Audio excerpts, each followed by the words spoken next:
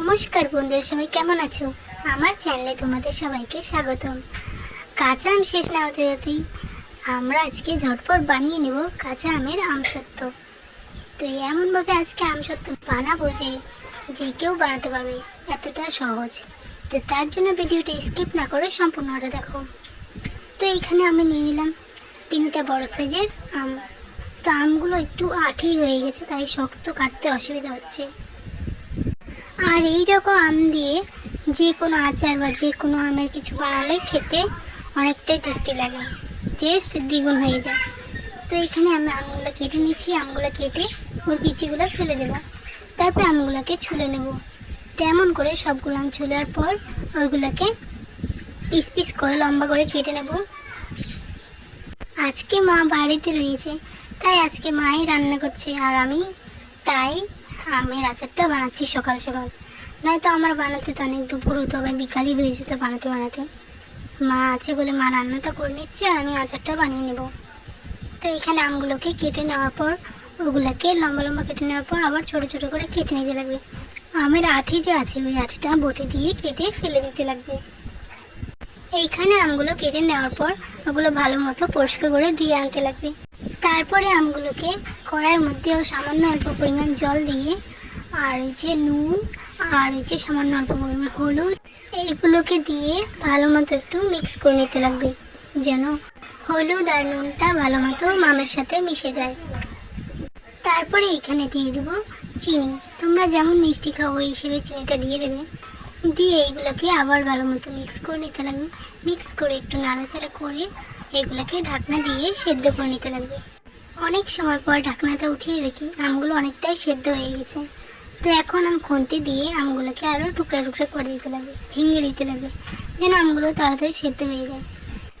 এইভাবেই আমগুলোকে কিছু সময় রান্না করে নিলেই সেদ্ধ হয়ে যাবে।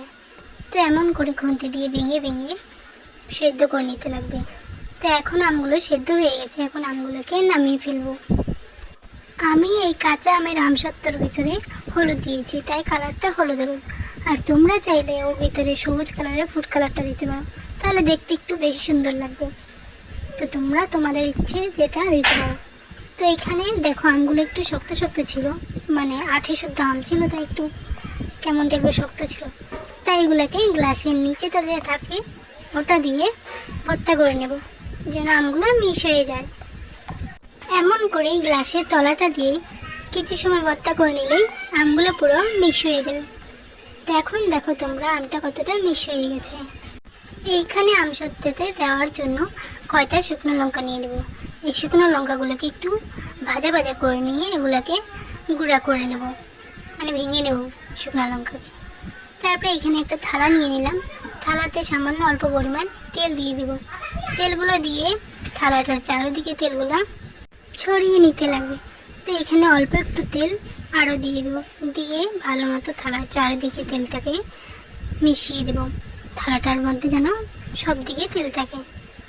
এই তেলটা দেওয়া হয় কারণ আমসত্ত্বটা যেন তাড়াতাড়ি উঠে যায়, উঠাতে কোনো অসুবিধা না হয়, কোনো দিক দিয়ে যেন না ভাঙে, আর একটা সেন্টও করে আলাদা। তো এখানে আমগুলোকে আস্তে আস্তে ওই তেলের মধ্যে, তেল দেওয়া থালাটার মধ্যে নামিয়ে ফেলবো। আমার চ্যানেলে আম তিলের আর মিষ্টি আমের আচারের রেসিপি আছে, তোমরা চাইলে গিয়ে দেখতে পারো। তো এইখানে আমগুলোকে নামিয়ে নেব। নামিয়ে নেওয়ার পর ওর মধ্যে একটু নুনটা কম হয়েছে আমার মনে হলো, তাই আরও একটু নুন দিয়ে দেব। নুন দিয়ে এখানে বিট নুন দিয়ে দিলাম আমি। তারপরে এইগুলোকে চারিদিকে থালার চারিদিকে খুন্তি দিয়ে মেলে দেব আস্তে আস্তে করে। থালার চারিদিকে যেন থালাটা গোল করে এমন করে মেলে দিতে লাগবে, যেন সব দিকে এই আমসত্ত্বের সেদ্ধ আমটা একই সমান হয়। তেমন করেই আমসত্ত্বগুলোকে থালার মধ্যে মেলে নিতে লাগবে।